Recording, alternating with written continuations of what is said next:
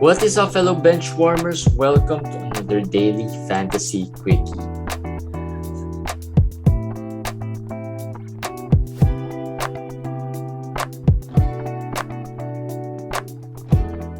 What's up, guys? Another day, another quickie for you guys, another fantasy quickie. My name is JJT with Komish. Komish, full slate of games today. Yep. And not so many news, unlike the past few games. Maybe the biggest one, but Kevin Durant was out today, did not play. Yep. Was it just a rest? Yes, it was just a rest. He played, I think, I'm not sure if I remember it correctly, the Dallas game that yesterday was an overtime game, was it? I think. He played 48 minutes there, and according to the stats that we just posted, he has played the most amount of minutes almost ever since he was a young player. So they've been pushing him too hard, and I guess it's because Kyrie is out. They've not been winning. You know, they've been winning. They struggled early on. Yes. And now maybe they're they've somehow gotten their groove a little bit because they're first in the East, right? And that gives them a little more chance to rest certain players, like specifically KD, or maybe later on Harden. Practically those two. I mean, I don't think the others are worthy of rest. Well, LaMarcus also. The old guys also rested, but they should not have lost today. There's no excuse for them to lose. It was against Houston, right? Exactly, against Houston, and Harden's revenge game, quote unquote.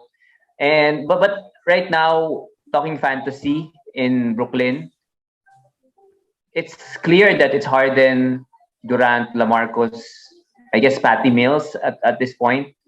The others that we've been talking about, let's say, who else? Nick Claxton, Bembry, Bruce Brown. These guys, they're probably just streamers. I mean, Brown and Bembry may be streamers, but they're really streamers on a very deep league. I mean, I don't think they can be consistently streamed on a 14 team. Because there are still, in a 14 team, there's still a lot of players that's coming up in terms of, value, in terms of playing better, in terms of better performances than Bembry and Bruce Brown. Yes. They're streamers. Or they are short-term plays. When they're hot, they're the low-end utility guys that we talk about. We talk about utility guys like Royce, like Dorian Finney-Smith. They're the low end version of those guys, and they're low end for a reason. Sometimes they can perform, sometimes not. They're not reliable. They're not reliable. And then Dame Lillard is set to return, so this is going to be interesting, as you said in your quickie. It's a chance for Dame to dominate at least the stat sheet. We're not sure if he's gonna dominate the opponent, given that they've been up and down throughout the season. But he should be dominating the stat sheet. And this happened last year. Exactly, just a different injury. And the stats last year, as we posted, 31 points, 4 rebounds, 8 assists, and that was in 55% field goal shooting. I remember that stretch. He was really hot. He was really hot at that stretch. Yeah, and that was around January when it happened, I think. And he was really good. So this is the test. Can he do it again? If he can't do it again, the injury must be really bad for him, or he really is pouting his way out of Portland and not happy enough, or maybe the system. Chauncey's system is really different. There's not giving them the leeway to just free flow and then go one-on-one. He wants a system. He wants a structure. I don't necessarily think that's best for what he has right now. He has two of probably the best one-on-one players. Guys. So I don't know. Let's see. But it's it's also hard, I think getting the buy-in. I mean, you have, let's say Golden State, for example, they had KD, they had Steph, and they still run a system, right? It's not just all one-on-one. They still run a certain system. Although, of course, KD is a different beast. One-on-one, he's, probably the best out there. Unguardable, as they That's say. true. Unlike But Lillard can be guarded. I mean, put a taller guy, more agile, tall guy on him, he's gonna have a difficult time. He's not like Durant, where you just put, even if you put anyone on him, he's gonna eat him alive. and Durant has a post-up game. Durant has he can pick in the pick and roll where he can be the guy who gives a pick. Lillard struggles with those kinds of system. We saw that in Team USA in the Olympics. I don't know if that's a good comparison, but still, that's similar for me, that he cannot free flow his, he cannot just go one-on-one or dominate possession. And he struggles because that's his strength. Unlike KD, as you said, he's a different beast. He's like probably the best basketball player. He can adjust to any system out there, whether it's Golden State, whether it's Brooklyn, whether it's OKC, he can adjust. Yeah. For Lillard, he really struggles. And it's funny, they hired a coach who is not probably the best for their star player, right? But we'll see. We'll see. I mean, we don't really care much about the system, although it impacts the player's game. Fantasy-wise, all we care are the numbers that he puts up. So with the system or without the system, as long as he puts up those good numbers, we'll be happy as managers. So we'll see. I think this is the real test of Dame in terms of how healthy he is, or is he going to still struggle as he did early on. Just squeezing in some news, from the past few days news. I saw some Zion pick floating around, a thinner, fitter Zion. I'm not sure if it's a new pick, it's an old pick. I don't know. I just saw it on social media.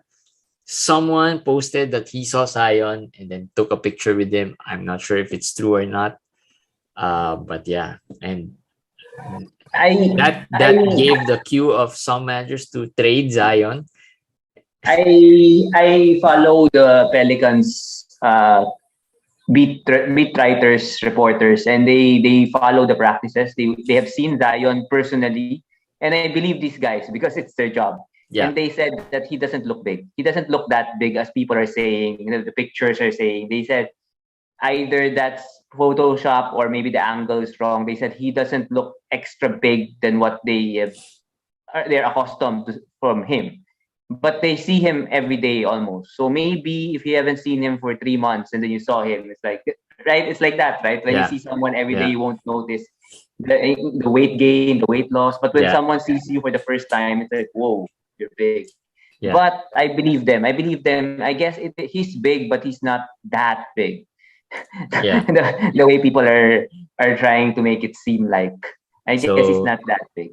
So yeah, again, the guessing game on Zion still remains. I think the reason there was a trade that was being asked by one of our listeners, Joseph Crisostomo. It was a trade that's happening right now in their league, Zion and Caruso for Bam Adebayo. I mean, Zion and Caruso for Bam Adebayo. Oh, that's a good one. Right. He is asking if it's beatable. Well, I told him no. Yeah, well, there's really no timetable for Zion. In fact, all fingers are pointing to him playing this season. So there's no news about him. So we can't, judge it based on how he looks. But as long as he might play, still, I think there's, of course, there's some, I guess, contention that, Zion might not play, Zion's not healthy or whatever. But pretty much they have the same timetable now with Bam. Yeah, I was gonna say that. 4 to 6 weeks for Bam. That puts him around end of January to February also. Yeah. I would think that Zion, if he cannot come back by that time, won't come back this season at all. Yeah. That's the difference, though. Bam will come back because his injury was just a thumb or whatever. Zion, best case, he will come back at that time. But again, if he doesn't come back by the All-Star break, I doubt he's going to play anymore this season. And on the trade front, that's a risk the other manager is trying to get. I mean, he probably knows that risk, right? And probably that's another reason why he added a Caruso there, who has been good. I mean, he is not a bad player. I mean, Caruso is not a throwable player or a streamer at best, right? So that's one trade that was being talked about early on. And I saw your post about Ben Simmons, Dallas. No, I just posted that because I've seen that everywhere. Like Lillard likes this post, and Luka likes to play with him. I mean, it's just coming everywhere. It's trade season. It's trade season. So I don't believe it. It's getting there. I don't believe it. I don't believe Dallas is in the running, but never know. Never know. So let's talk about some buy players first. Luke Kennard. Well, we've talked about a bunch of these buy players we talked about already, but maybe let's talk about Chris Boucher first. Yeah, Chris Boucher. Probably he's gonna be the more controversial one, right? Chris Boucher started, did okay, not the Chris Boucher wow lines that he normally gets when he has big minutes. But given that he started, is this the one thing that the sign that we are looking for? Is it time to add him? And is this really it for Chris Boucher? No, I don't think this is it for Chris Boucher. But is it time to add him? Yes, I think you have to add him. It's not his time because the coach suddenly believed in him or they wanted to make a rotation change. It's his time because Precious Achiuwa is out, Cambridge is out. Yeah. So there's nobody else. Nobody else. So, but and just to add, he didn't have big minutes. He had 22. So I don't think you can consider those are big minutes compared to what he gets. Yes, but I mean, at 22 minutes, he's still, he's still okay. I think he had 2 blocks. I think 7 or 8 rebounds. Okay. I'll ask you this question. You pick Chris Boucher. What was your prediction for his stat line? What were you hoping for? Because that's a good question, right? What are you hoping? What were you hoping for? Similar to last season. So not consistent. So average. I mean top 50, top 60 at best. I picked him at 100. How many blocks? 2 blocks per game. And 8 or 9 rebounds? That probably fine. Around that. But more than that, I think it's 12, 13 points, maybe. A couple of threes. I mean, those are the classic Boucher numbers, right? The threes, the rebounds, and the blocks. And the good field goal. Given that he shoots threes. Basically what he did today. 11, 7, and 2 blocks today. Yeah, that's okay. You'll be happy with that. Yeah, but he has to do it consistently. I think the biggest problem with Chris Boucher is he hasn't done it consistently. But because I asked that because some Boucher or some managers would look at this stat and say, that's not what we want from him. We want like Bamba numbers. I think that's what they are expecting from Boucher. So I'm just trying to set where our expectations is with Boucher, because if this is what you want from Boucher, 11, 7 or 8 consistently, 1 to 2 blocks, I think he can do it while Achiuwa and Birch are out. They are out. But if you want the Bamba numbers, I don't think it will come. Even whoever is out, I don't think it will ever return or ever get to that level. Yeah. So, I mean, I don't think you'll get the same numbers you got last season. I think so. I don't think that will happen. Yeah, I think that's what people are hoping for. No. When they picked him. And there's a reason why he fell way below that, way below. I mean, he was injured, yes. That was what happened as well. During the drafts. he was injured and that he dropped. But given that last season he was what, top 40, right? Yeah, somewhere there. So yeah, somewhere there. even if he's injured, he probably will drop to 60, 70 if, but he dropped way, way below that. I mean, he dropped 90, 100, 80 at best, right? So I guess the difference is Scotty Barnes, maybe. Maybe that's another body out there that they can use. Yes. Although it's different this year though.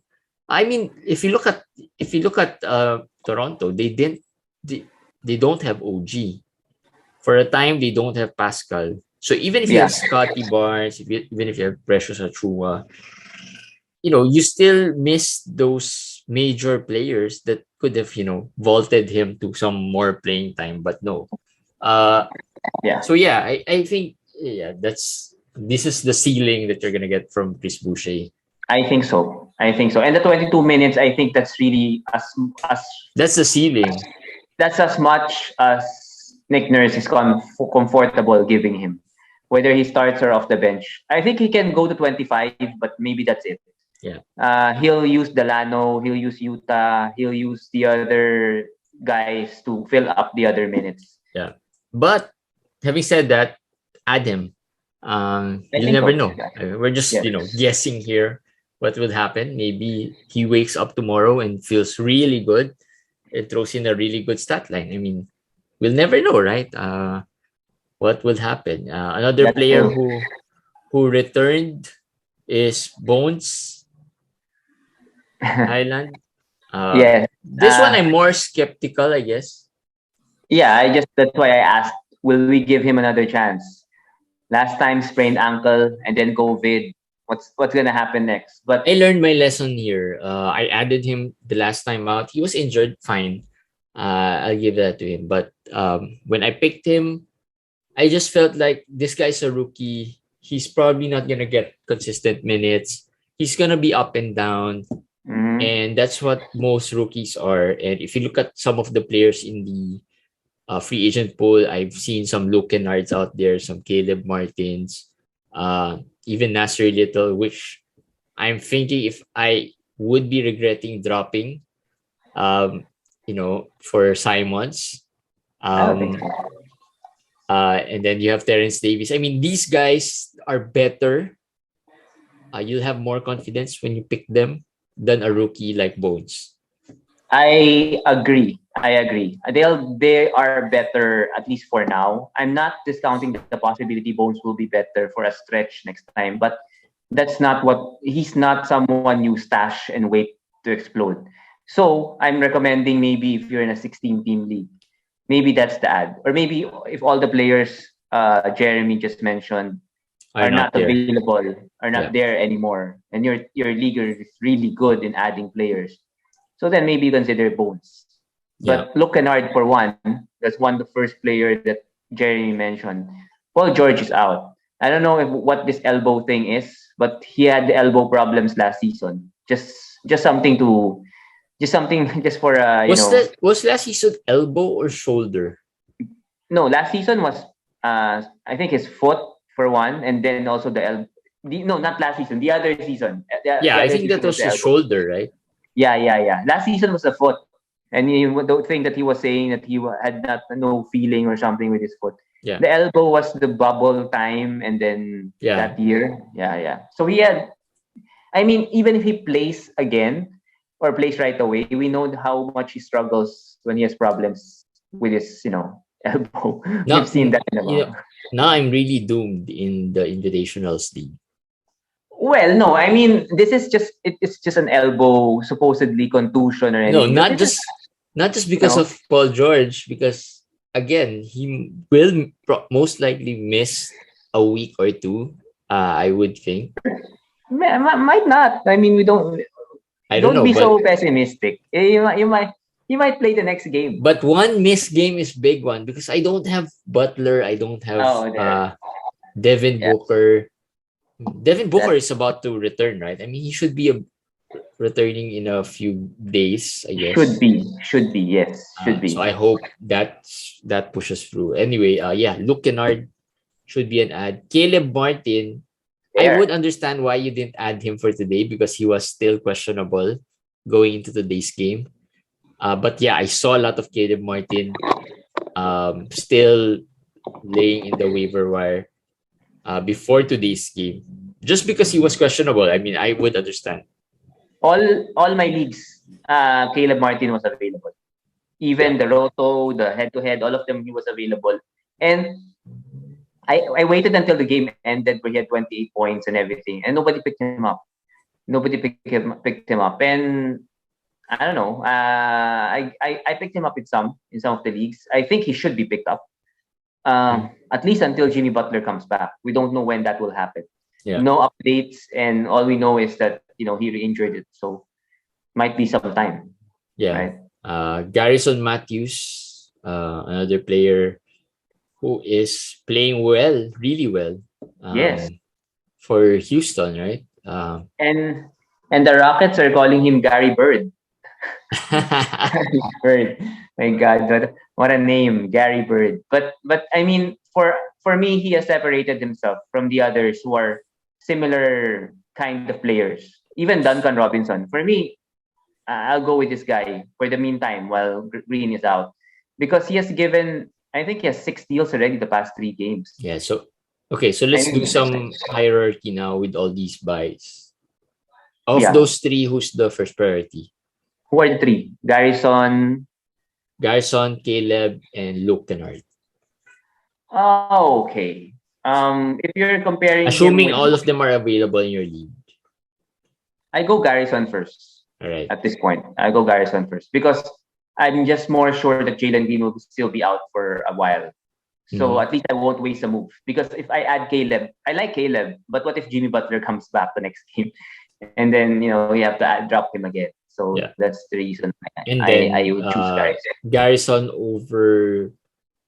Is it Luke Kennard over Caleb?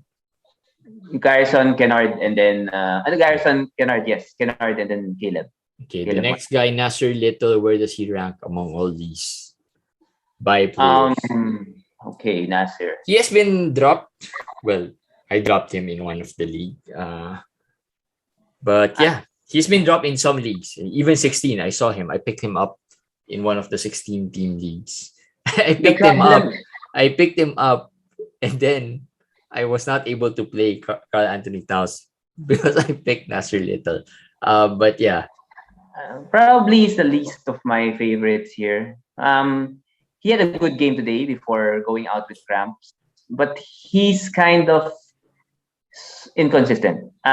His offensive game is not there. So if you're a hustle guy, you're an energy guy, there will be games where the energy will come through for you, but there'll be a lot of games where your energy will not be enough to get you stats. Right. With the other 3, the I guess the ceiling is a little higher. Not too high, but a little higher than Nasir Little. Nasir Little, again, maybe is also part of the poor man's utility guy. The low level, but probably one of the better ones among the low level utility guys out there. So yeah, Nasir Little. So 4th. So he is low, below all those first 3. For me, and the only reason why I might reconsider that is if they play big because of CJ's injury. I'm just thinking they may play Lillard, Powell, Little as they did a while ago, and then Rocco and Nurkic. That might be their starting 5. So if that happens, then he gets a boost, but not too much, but still a boost if you're starting. Terrence Davis has been hot. He's been hot, and he is not popular ad as well, despite being hot. Just because there's this. Why?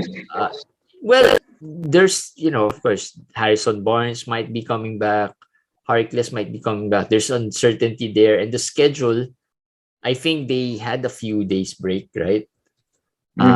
That's another thing that affected his, another reason why maybe some managers didn't add him.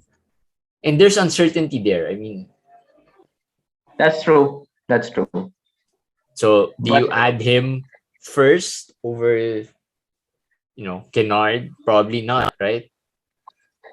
probably not over. I mean, he is hotter than Kennard right now. So I Yeah. can I can see if you will prefer him over Kennard. Kennard is just more, Consistent. consistent, even if it's low end, just consistent. Because Kennard as a 6-man has been borderline rosterable Yes, yes. as The a six difference man. now, So now without Paul George, he's gonna get more usage. yeah. The difference now, the good thing with Davis now is Harrison Barnes returned today. So that's one player out, one player back, and he still performed, and he still started, and he still played 29 minutes. Mhm. So that's good. Now you're only waiting for Harkless, and now we know that Metu is out of the rotation totally. Yeah. He's out of the rotation. So that's not a concern. Looking at the roster, there's no other concern here. Buddy Hield is off the bench guy and has been struggling. So it's basically Harkless, and I doubt that they would go back to Harkless. I don't think they will go back to Harkless, seeing how good Davis is playing right now. Yeah. And So I, yeah. And Harkless is another guy who is, just the low end utility guy out there. no, he's not even a utility guy. Harkless Or a is specialist.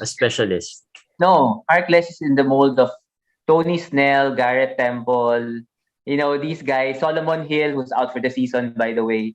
These guys who are True. why are you starting and why are you in the NBA? I mean, what use do you have? And even He's Thomas tall, he's Satoransky, athletic. even Thomas Satoransky, those kinds of players that. Wait, in fairness to Thomas Satoransky, there was a time that he was, But decent. I mean, why would you start these players over younger guys with more potential? I don't understand. Garrett Temple starting over Nikhil. I don't understand. And if Harkless will start over Terrence Davis when he comes back, okay, whatever. I give up. I don't think that will happen. I don't. So Terrence Davis, better add than the rest. Yes, but I prefer Garrison Matthews than Terrence Davis. All right. Than the rest. That's what I think. I think Garrison and Terrence Davis are probably the best ads right now. All right. And the last of our buy players is Herb Jones, who's been in and out of this buy list. And again, a rookie, right? That's a utility guy. That's the guy you can say is a utility guy. Is he a utility guy or is he more of a specialist?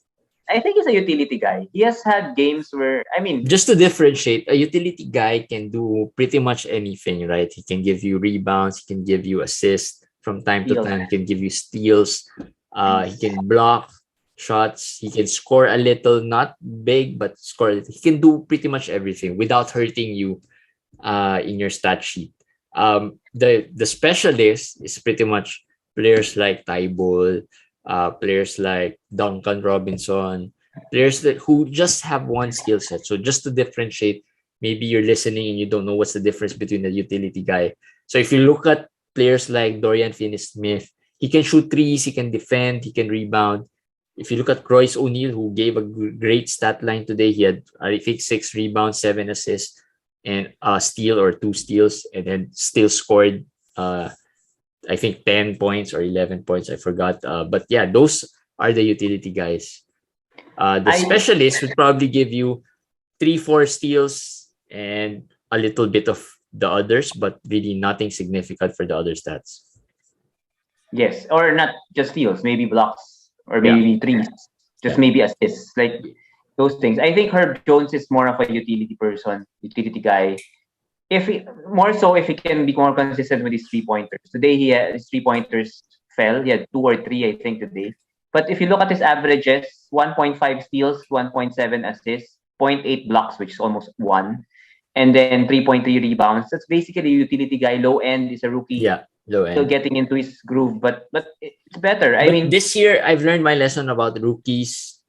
Yeah. Don't get too high on rookies. Unless they're the lottery guys. Even if they're the lottery picks, you have to be still be careful of what you're gonna get. I mean, players like Suggs, who did start off well, right? So you still have to be careful. I So mean, rookies, you have to check on your expectations on rookies.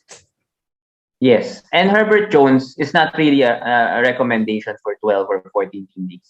More of a 16, 18 team league guy.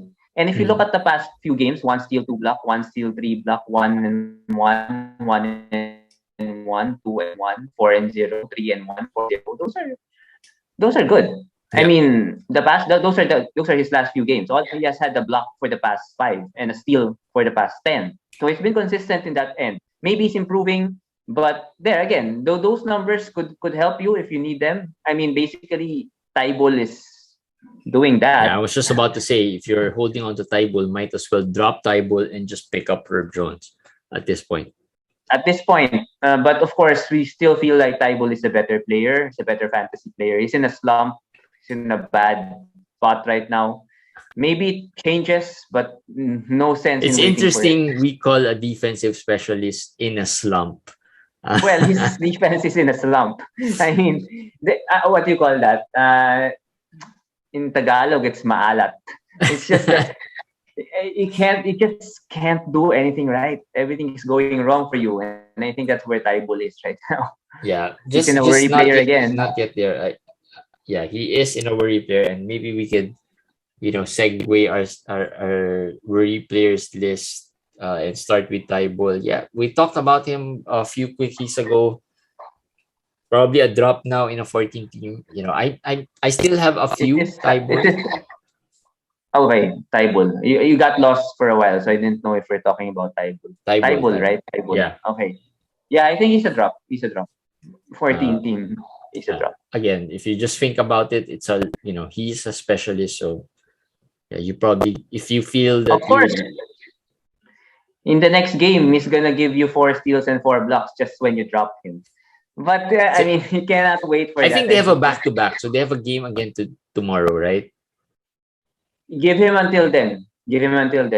Until tomorrow. I think if I remember correctly, I think they have a game tomorrow.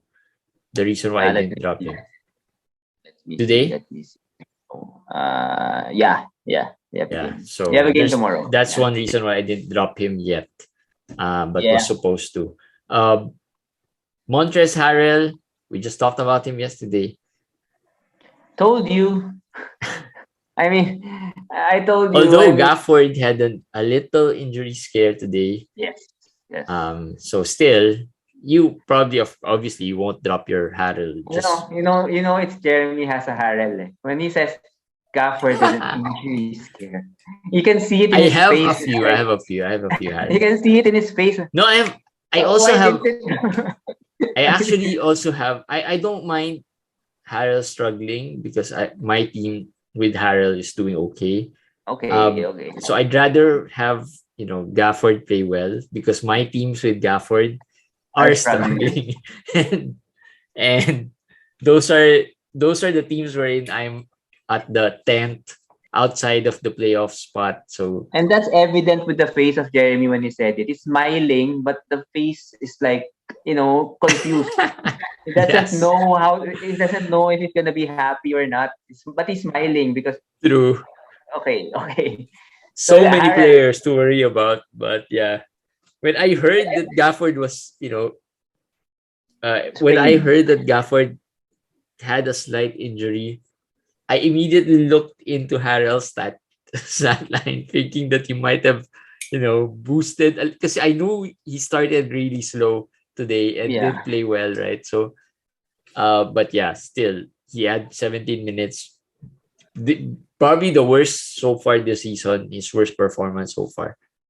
Yes, 4 points, 2 rebounds. Can't get any lower than that. Yeah. So, I guess he'll have a better game next game. Hopefully, he gets to 25 again. 23 minutes. Okay, not 25. 22 to 23. Yeah. Hopefully. And other worry players, Dwayne Dedmon. If we go through some of the centers here, Dwayne Dedmon. Just you can 12 team. I think just a streamer in a 12 team. Unless you own Bam, I guess it's tough to drop the player that replaced him. Maybe, but if not, yeah, I think just a streamer. Yeah, Just a or streamer. it depends on your team. I mean, if there's someone out there who you know might be a longer term hold. You know who I remind who Deadmon reminds me of? Mason Plumlee. The stats, right? I Yeah, mean, 8 points, true. 9 rebounds, something like that. Sometimes 10 points, 12 rebounds. Sometimes a double. Then sometimes will be 4 points, 5 rebounds. Kind of True. like a Plumlee.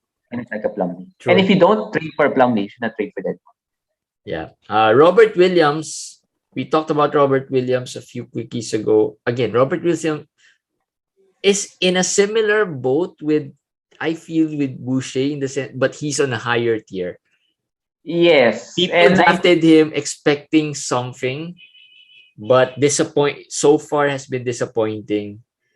It's just that somehow the disappointments, given that he's getting usage, he's still playing. At least that's you'll take it. if I own him, I won't take it because this is really not what I expect from him. But so True. far, I haven't seen a lot of curses or bad mouthing for Robert Williams. Whatever the reason is, people are still very well. He's getting 20. Remember last year when he was getting 15, 16, 17 minutes, and people are saying, if only this guy can get 30 minutes, 28 minutes, he's gonna be a first rounder. Well, he has 28 minutes this year. His averages are 9 points and 8 rebounds, 1.7 blocks. So No isn't steals. that How many steals? 0.8 steals? Isn't this like Gafford? Right. Gafford might have a little better numbers with the blocks. But these are good. This is good. I'm just saying that I'm telling you, I think it's Al Horford who's affecting his value. Yeah, I agree. Al Horford. Well, in fairness, he's 73% from the field. Actually, he's not Gafford. This guy's Mitch Robinson before. Right? This guy's Mitch Robinson before. That's it. But 1.7 blocks is kind of low. But I just think that, yeah, he had already shown that he can be a per minute player. And he has not shown that when his minutes increase, his stats would also increase. Not yet. But I think it will catch up there. It will get there. I think he will go to 10 rebounds, 9.5, 9.8, 10 rebounds, and then the blocks will go up. I think those two things will go up. So that's why I'm saying buy low. I think he's the block specialist that you can maybe get a ball. I think. Yeah. At least he's doing better than Isaiah Stewart. I mean. But I actually wasn't able to put Stewart anymore in my quickie, but he was good. Double today.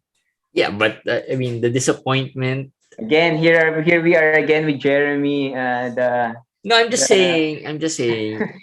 They're on the same level when they were drafted. A little higher maybe. Who'd you rather have? Robert Williams. I think I'd rather have Robert Williams. Okay. Agree. Robert Williams. Yeah, and he was drafted a little higher than Stewart. But again, they're the similar type of players, right? The stats you expect are pretty much similar. The rebounding, the high field goal, the steals, and the blocks. Maybe the scoring a little bit, and they're pretty much on the same potential when it comes to the scoring, the rebounding, the steals, and the blocks. It's just that Robert Williams doesn't need a lot of minutes to get there. Isaiah Stewart has a lot of minutes, but he hasn't been getting there. So I think that's where the disappointment is. Who else? Buddy Hield has been struggling. Tyrese Maxey, Grayson Allen, some of these shooters. I mean, I know you're not gonna drop Buddy Hield. You're not gonna drop Tyrese Maxey. Grayson Allen, you can drop him. Maybe for those buy players that we talked about, Garrison Matthews, Luke Kennard, I think they give the similar stats than Grayson Allen.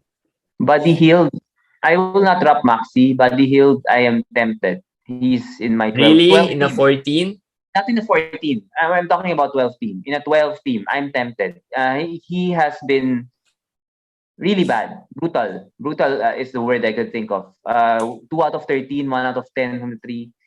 And just basically 3-pointers, nothing else. Yeah, he's if he's hot, 6-7 threes, he can do that. But so can Duncan Robinson. So can the other shooters. They can also Yeah. do that. I mean, the stat set of he's a some kind of a specialist. That's why before I said when he was hot, swap him with the Norman Powell, right? Something like that. I mean, I would even prefer Jordan Poole over him, to be honest. So it's tough. It's tough to own But Buddy. let's see. I mean, these are scorers, and they'll get into slumps like these. I hope he gets a game time decision back soon, so I can put him in my IL Yeah. plus, and I mean, can that's really one strategy. When I I made the mistake of putting Carl Anthony Towns in that IL plus. I was really waiting for anyone to just get that game time decision tag so I can swap.